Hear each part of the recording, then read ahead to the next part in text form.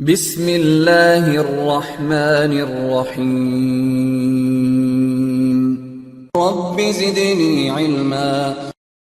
So the next thing, in terms of configuration of weighted random detection, so you can apply that on the interface level or on the class level. Again, you have to check the iOS versions. In some iOS versions, like in some of the older iOS versions, it supports on the interface as well. So I can simply go to the interface and I can say random detect. So it doesn't work here. Let me see. So this option is not working here, but you can configure this based on the class as well. Now we can go to the interface and I can simply say random detect. That's what we do to enable. And by default, if you don't give any option, it is going to do random detection based on precedence value. But let's say I want to use DSCP values, then I can say random detect DSCP, where I'm going to tell the random dropping has to be done based on the DSCP marking. So we can apply this in the class level, and we'll be using the class level here. Like in case if you're using interface specific in some of the older iOS versions, this is how we do.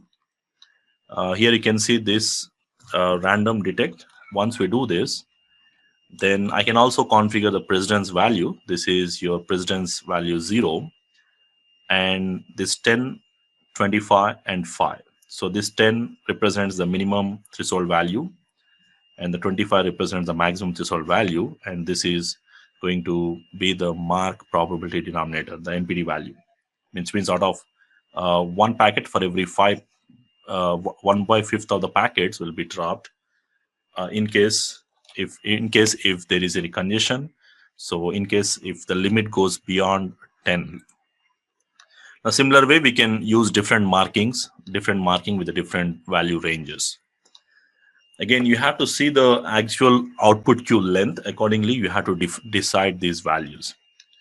Like if you want to do the same thing based on DSCP, then we have the option here where I'm saying if the marking value is AF11, then the minimum threshold value should be 14 and the maximum threshold value should be 25, and then the MPD, the mark probability denominator, should be 5.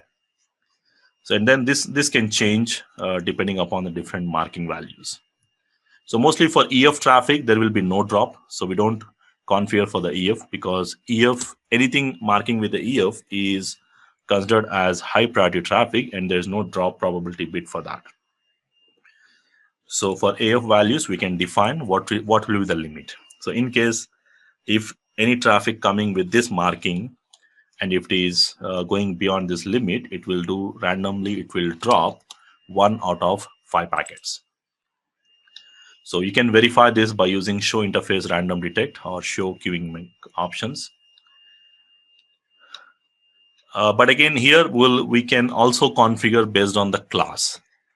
Now, in some of the new iOS versions, these interface specific are not supported. So in that scenarios, we'll be using class based.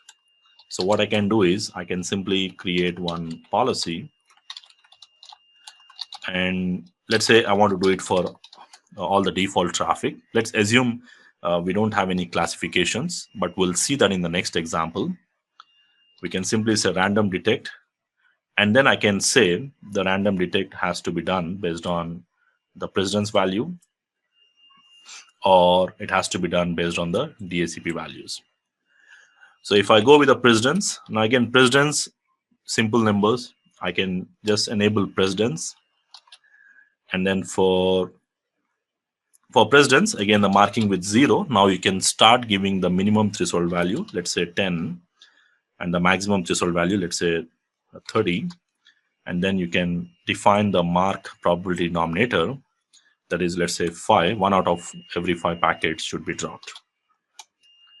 Okay, so random detect must be enabled. So did I enable random detect? Okay.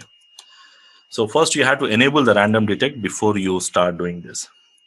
Now like this, I can change these values for the different, let's say for the precedence 1, it's 15, and for the precedence 2, it is 16. You can just go ahead and change for different marking options.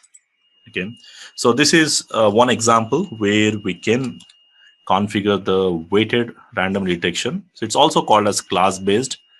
Why? Because we are using class maps to configure the weighted rate, but at the end the behavior is the same thing.